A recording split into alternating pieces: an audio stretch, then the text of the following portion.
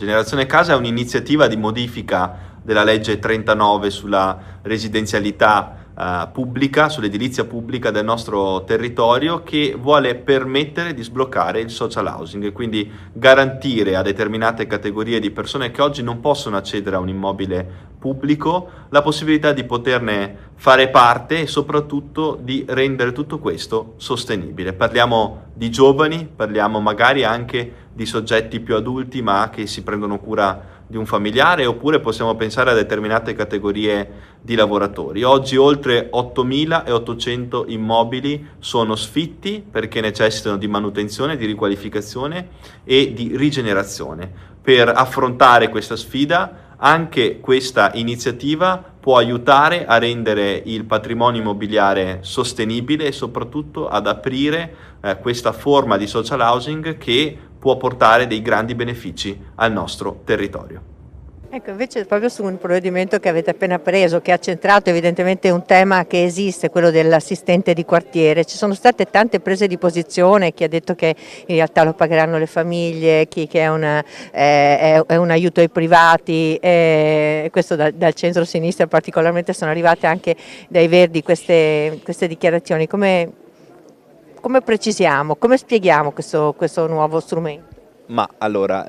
ci sono già delle figure come l'assistenza domiciliare integrata e la SAD che fanno parte ovviamente dell'assistenza che viene offerta dalle ULSS e dai comuni. Io ho fatto il sindaco e so benissimo come funzionano queste realtà, so benissimo che però intercettano una estrema minoranza della popolazione. C'è bisogno, soprattutto per i soggetti parzialmente non autosufficienti, di offrire delle soluzioni concrete. Per offrire delle soluzioni concrete la Regione può garantire la formazione di figure capaci di poter essere in condivisione con più soggetti parzialmente non autosufficienti. Oggi questo difficilmente avviene, oggi una famiglia per reperire un assistente di questo tipo deve fare i salti mortali. Io credo che la Regione possa istituire un albo, possa garantire formazione, possa sviluppare anche un'app che permetta, un'applicazione che permetta un dialogo costante con la famiglia e con la rete familiare e anche, perché no, con la medicina di comunità, in modo tale che un soggetto sia inserito in una rete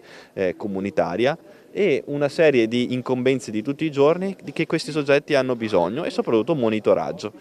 Siccome è stata accolta con grande favore dai cittadini del Veneto, probabilmente abbiamo intercettato un'esigenza che esiste e ovviamente tiene conto della necessità che tutti gli amministratori locali conoscono, tant'è che insomma tra i comuni che hanno richiesto di aderire a questa iniziativa, anche se poi ovviamente non è un'iniziativa che dovrà prevedere per forza l'adesione soltanto dell'ente locale, abbiamo avuto oltre 70 comuni e di questi la metà di centrosinistra, quindi probabilmente è un tema che intercetta anche, voglio dire, la sensibilità al di là degli schieramenti politici.